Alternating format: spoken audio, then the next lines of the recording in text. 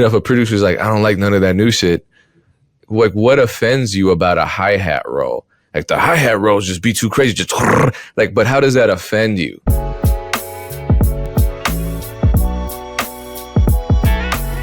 My question is, when I see these producers go online and like all this new music is trash, is that helpful to them as music makers, or does that hold them back? Like if I'm making beats, don't I want to be up on the newest music? A lot of producers hate on the newest music. Like, I'm not going to listen to that. It's trash. It's not being played in my house. Okay, cool. Then what are you making? I feel like it's the producer's job to really love and embrace music, even if you don't necessarily like that kind of music. You don't have to make that. I don't have to make hyper pop to like it, but at least I understand it so that I understand the musical landscape better. So when I get into a room with someone, they're like, hyper pop vocals, I don't have to sit there and be like, well, let me go on YouTube and research this. I know what they're talking about. I know the effects that they may be referring to, that kind of thing. I'm of the belief that any type of hate in your heart is poisonous and negatively affects you in some kind of way. So if that's the way you approach things, I think there are going to be negative consequences to that. However, if you don't like something, or if that's not your thing, I think the beautiful thing about music today is you just have to find your lane. And if your lane is not the popular thing, there's probably a community that feels the same way, and you can do well within that lane. So I wouldn't hate on another lane. I would just be like, hey, this is the music I appreciate. This is the music that I want to make. Now I have to find my community that resonates with that opinion, right? But I always think that there's something to learn from something that is more popular, right? Just understanding why it's resonating with so many people. And what are those things that you can apply to your music potentially? And that's probably the analysis that the hate prevents you from doing, right? Because you just hate it. So if you're a hater and you're a hater, I would probably see a therapist. Holler at Erin. She's got some suggestions for you. Yeah, Dame just has bags of salad. I mean, salad will help you too. True. It's a good start, because if you're physically well or getting better, then your brain is at a higher capacity to heal itself and to desire healing. So I definitely, I feel like with women, and I'm not trying to make a man and woman comparison, but a lot of times with women, we have an emotional thing that pulls us to get healing. And then it goes like emotional healing, physical healing, whatever. But with men, a lot of times men desire to get like physically better. And as they're getting physically better, they're like, my brain may not be functioning properly. Like emotionally, I could be doing better. So I think it all applies. But yeah, if you need some help, DM the Build Your Own Dreams page, and we can send you some resources, whether you're a man or a woman, that can help you find therapy, maybe free or for cheap. But Payne, to your point and to Dame's point with that, I agree. It's like hating is a very unproductive emotion, connected to a strong interest. Like it's so interesting to me when people are like, I hate this. It's like it's a form of, some people say it's a form of love, and I do agree with that. But at very least, it's a form of extreme interest, because if I don't like something, I don't care enough to spend time hating on it. Like I never understand when people spend a lot of energy researching and yelling on the internet or in person. Like, oh man, I just hate this thing. It's like, you have to be fascinated with it though, because you're spending like actual energy on it. So yeah, use that energy for good. I think even, just in life, if you're not, it may not be specifically about beats, but I have recently started bidding on a lot of just different like tech contracts to throw events for them. But to like supersede the competition, I just go to the tech events and meet a lot of the people. And so you need to learn the language a little bit. So like Brendan and I ended up at dinner with a tech guy who works at a company that we're not even bidding for, but we just ended up in a community with him, and he was talking through some stuff, and I started asking him about it, and he was like, oh, do you have a tech background? And I was like, no, not at all. Like, I just have a genuine curiosity about where it's going and what it's doing, but he was just talking about his role, and he was using certain phrases. And because I could speak the language, the assumption was that I was a part of it, right? So I think that there's a benefit in studying and learning things that you're not even necessarily going into, or, like Payne's saying, like, you may not like this style of music. Like, I'm super familiar with Sexy Red, and I've watched what she's done because she's so polarizing. And I'm like, let me pay attention to what's going on. Again, it's not something that I'm not downloading her music. And if I'm listening to it, I'm not even putting it on my Spotify because I don't want my algorithm to swing that way. But if videos pop up occasionally, I'm like, oh, okay, I see what she's on. Now, to a certain degree, I don't consume everything like that. If something's very violent or egregious or whatever, I'm not into it. And I'm just like, it's polarizing. That's cool, but I'm not going to consume that for my own sake. But I think there's just so much value in studying things. Like, I watch interviews from people that I don't like. Like, if there's a rapper or a politician or whatever, I'm like, let me not assume that that I have the perfect point of view, or that I know this thing because it rubbed me the wrong way. Like, if I've ever met an artist, or I've even had artists that I've worked with that I really didn't like, or I'm like, let me just go back and watch an interview and see what they're on. I think there's just so much value in taking things from a place that you're like, there's enough humility in me to learn and to look at somebody else's perspective, even if I don't agree with it, or even if I don't enjoy it right away, so that it can widen my worldview and then help me have maybe some empathy or compassion for somebody who's completely different from me. Like, I'm not personally somebody who's going to go sit and watch Andrew Tate videos all day, but I've watched a couple interviews. You know what I'm saying? I still super boo. But like, when people come and start talking about dude, I'm not just like, man, I can't stand him, and don't have a basis for like my understand. Like, I don't particularly enjoy him or his thought process, but there's some very intelligent men that I respect that are like, I mean, I don't like everything that he does, but he says this.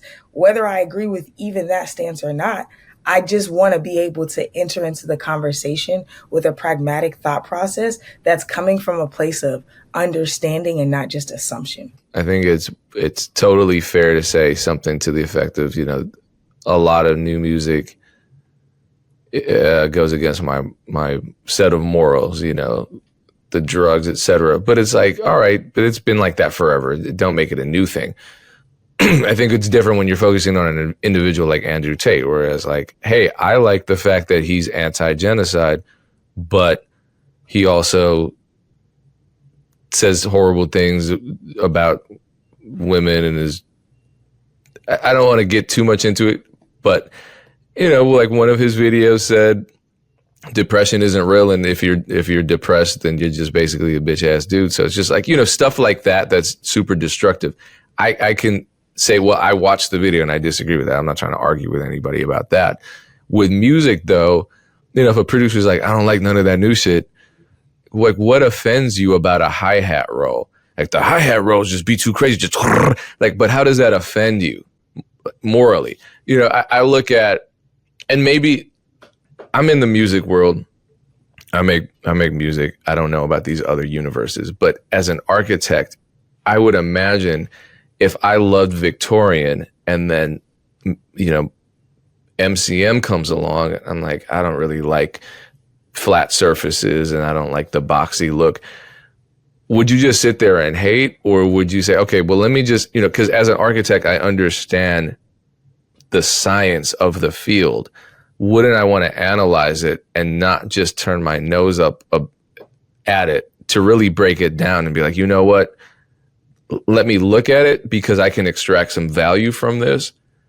And I can also just learn maybe new processes, even if I still completely reject this new architectural movement wholesale, which is crazy because you're just going to kind of like, maybe it's not, because there's a place for everything in this world. Just like in music, you can still make boom bap records today and be successful. You might have to call it lo-fi because that's another conversation. But, there's a space for everything. And I can see that you could stay in your bubble, but also like the sound design that modern bullshit ass trap beats entails is amazing. Wouldn't it be cool to learn that? wouldn't it be great to learn how some of these hi-hat rolls actually work? Because, my whole thing is, as a producer, when I listen to music, even music I don't like, I'm analyzing how it's made. I'm like, damn, that song is corny as hell. But what is that snare? Listen to that, the reverb on that snare. I love that. I'm trying to add it to my toolkit. I'm not just like, you know what? I'm turning my analytical producer brain off because I'm so upset that this song doesn't, resonate with me the way KRS-One does. So I don't personally get it, and I feel like, wouldn't you rather just have more in your arsenal than less?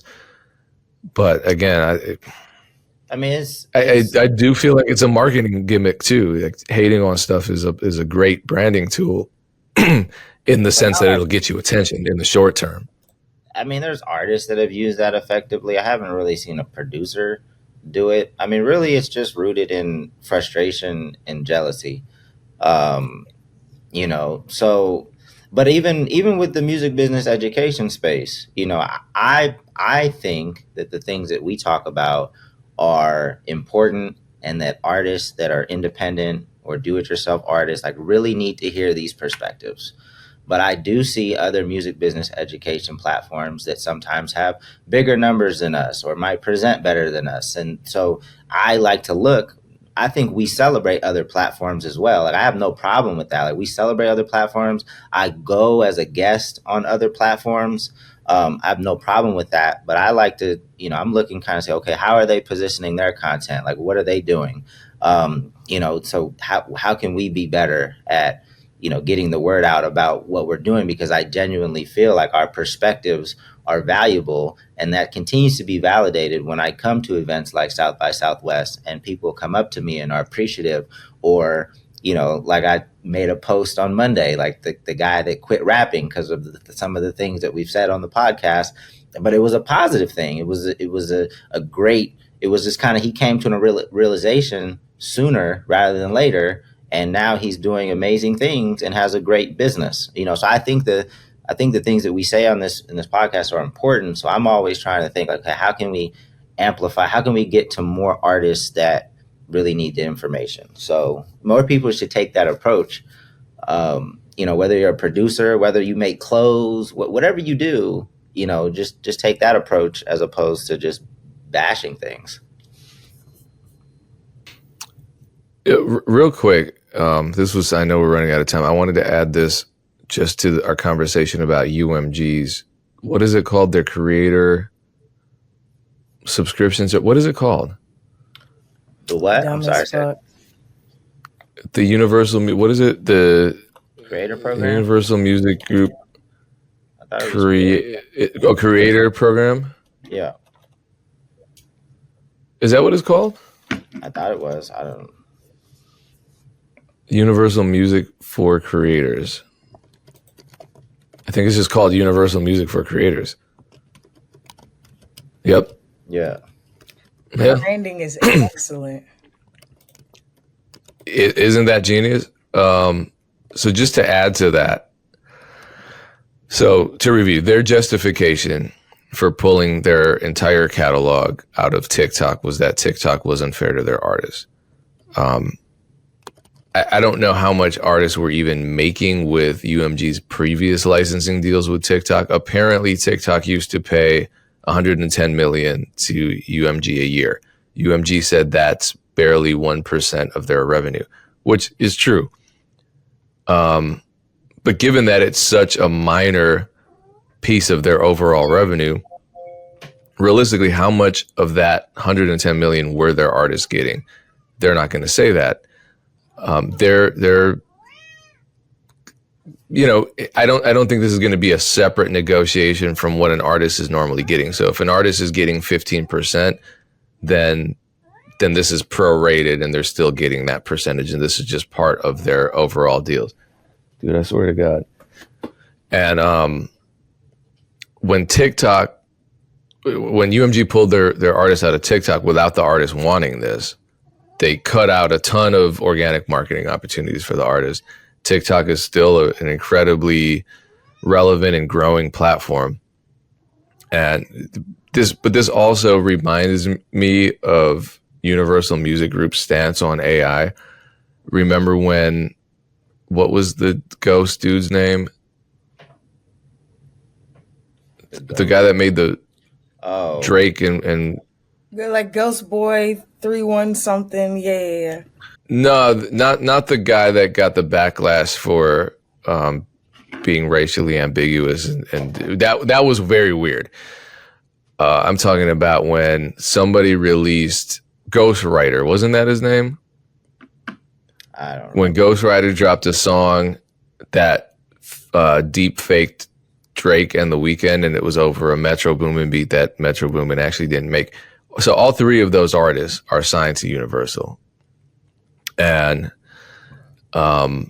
they took legal action against it, and not just that they took legal action. It was that they went on a whole campaign about AI, and they were making statements about how, UMG is here to ensure that emerging AI technologies put the artists first. And it's like, everyone's rolling their eyes. It's like, you don't even put the artist first. But that was what they were saying. And since then, they've invested a lot in various AI platforms, including generative AI.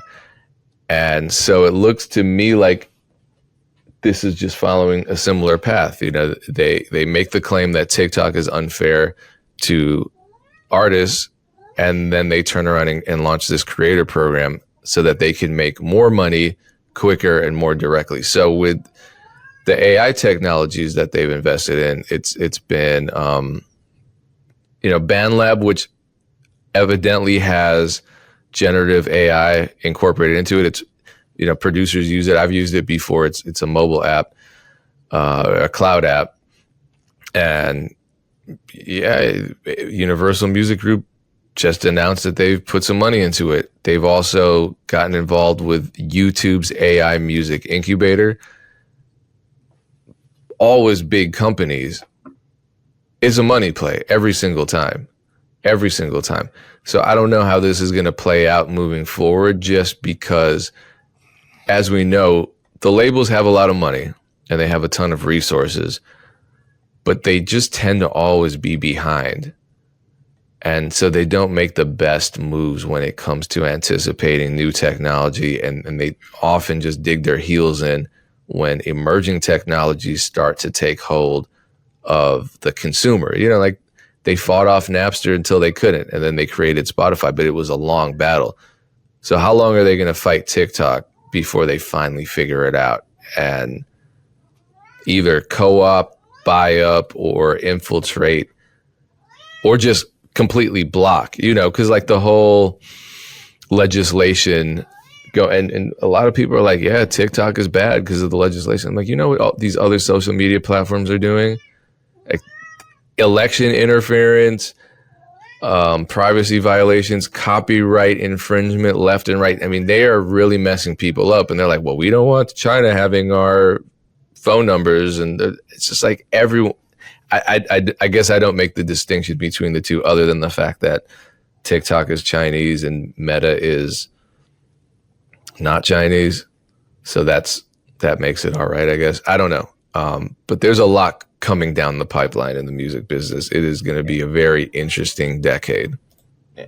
I mean, from a creator standpoint, I mean, UMG just continues to make all the wrong moves, right? But it's the finance folks that own the company, that the business people, because catalog is really what's generating their revenue, right? So I mean, because we heard that last year, and how many people do you really need to work catalog? That's why they're comfortable laying off so many people, because the catalog is what's super valuable. So they're going to be able to increase their profit margins for sure, by laying off all these people. But all this new stuff, I don't really think they understand it. I don't really think, because it's a concern to them, because for the next quarter, the next year, or what have you, the layoffs are going to drive their profits up. People are going to get bigger bonuses. Maybe the company sells, whatever, that they don't need to figure out 3-5 years, or maybe they don't think they need to figure out, the 3, 5, 7 year plan, or maybe they can't see it. But yeah, UMG, I just think it's all this is works to independent artists' advantage. I would really be going hard right now on TikTok, really establishing your foundation, building your brand, building your community, because at the end of the day, it's the major labels that eventually just kind of pivot towards a more independent mindset. They're just now talking about super fans and direct to fans, and like, this is so old. This is so old to us.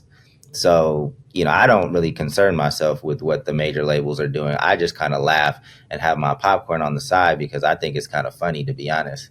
But it just sucks for the people that are tied up in those systems, whether you're an artist or whether you are a passionate, music person that works within the infrastructure. I do think it's sad for them, but anybody else, I just kind of laugh and, sit on the sidelines.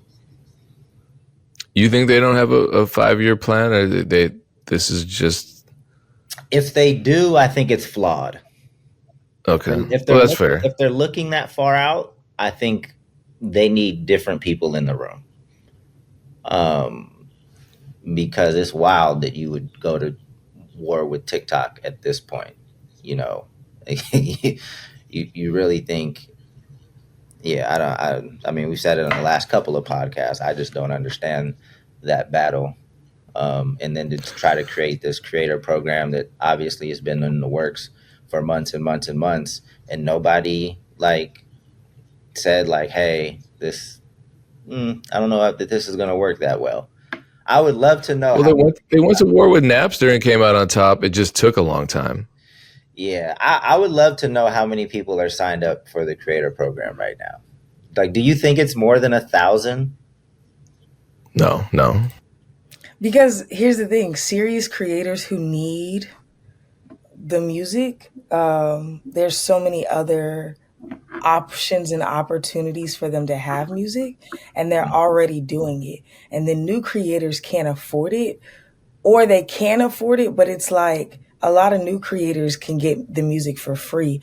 And then a lot of the libraries have established relationships with YouTube and different, I can't see it making sense. So I don't know one person. And then another thing is creators aren't a lot of YouTubers. And that's I'm not quite in that world, but I work in that world a little bit. A lot of them aren't really tapped into the music industry either. So I just want to know what the marketing is like. Are you because it seems like the marketing is directed at people in the music industry who are also creators, not necessarily creators who are just looking for music for their YouTube channels. So I don't know. Well, what it is I'm there now. If you go to universalforcreators.com, it's not what we thought it was. So it's not you being able to license a Drake song for your YouTube channel and getting whitelisted. It's basically just, it looks to me to be largely instrumental music, which would make sense, right? Because it's for the background of a podcast. We could have something playing right now. But when I look up classic 70s soul as a playlist, there are no artist names. It's just, or maybe these are artist names and there's a group called Ghetto Funk. I don't know. But these aren't familiar artists. Well, I think the program is already not popular, but imagine how much more unpopular it will be once artists find out how little money they receive from this program, and they start getting vocal and saying, hey, don't participate in this. Because at the end of the day, artists have the direct connection with the fan and the creators. Their platform is going to be a louder voice than Universal announcing their creative program, via some press release or something like that. So just imagine when the artists figure out hey, this program is stupid. I'd much more rather have my music on TikTok. I make more money that way, whether directly or indirectly. Now let me start telling the creators myself not to use this damn creator program, and it's going to be a wrap.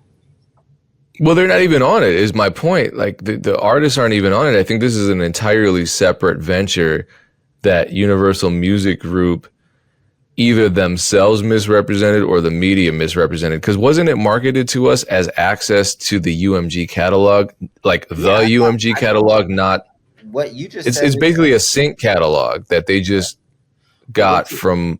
I think they, if it's not on there now, I think they plan to put the music from the artist on the platform. It's news to me that it would be news to me that it's just instrumental music and the actual artists music isn't actually in the library. That's even weirder and dumber. And they just continue to do weird and dumb things. So it just falls in line with, all of their recent moves.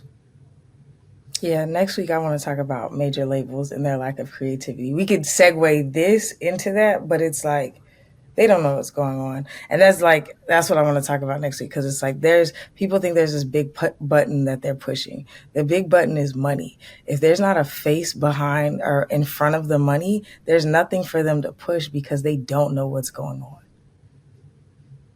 Yeah, I definitely have a few stories that fall in line with that as well. All right, I'm there right now. It is artists. I just don't know.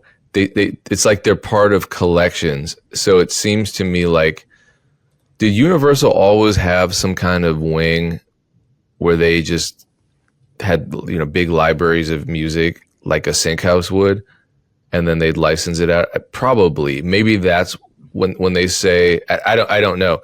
When they say we're giving access to our catalog, I think that's what it is, because it's just go and you tell me, go to the website, because the artist names aren't listed. It looks like it's collection names. So for example, if I go to their viral trends page, the number one trending song is called Lift Up the Vibe. And the album name is Clubland 12 House, Techno, and Garage. So this is a collection.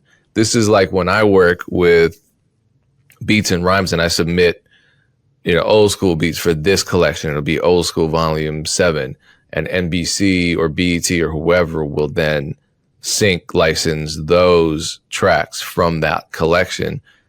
You know what I mean? It's not coming from DJ Payne 1's album. It's coming from BAR Old School Volume 7. That's what this looks like to me. So was there any indication that they were going to start integrating their popular signed artist catalogs into this system? Yeah, that's what I assumed that they were doing, and I'm not going to spend $11 to create an account to do a deeper dive into this, because I think that would be a waste of my time. However, what they might be doing is just putting all of that stuff more forward facing, because that's the stuff that they might make more money on through this new creator program. But they have it doesn't make any sense if the popular artist music aren't eventually in this library, if not in there now. Like, it just wouldn't. What are you paying for? I don't. There's so many other libraries that have music like that. Like, why would you? Yeah. Why would you go through Universal to do this? Yeah, they're terrible. I don't know what else to say.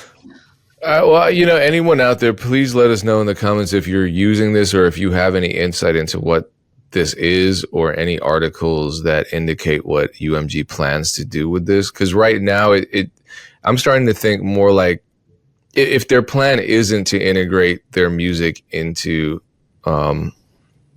their creator service platform, then it's not stepping on TikTok's toes in any sort of way.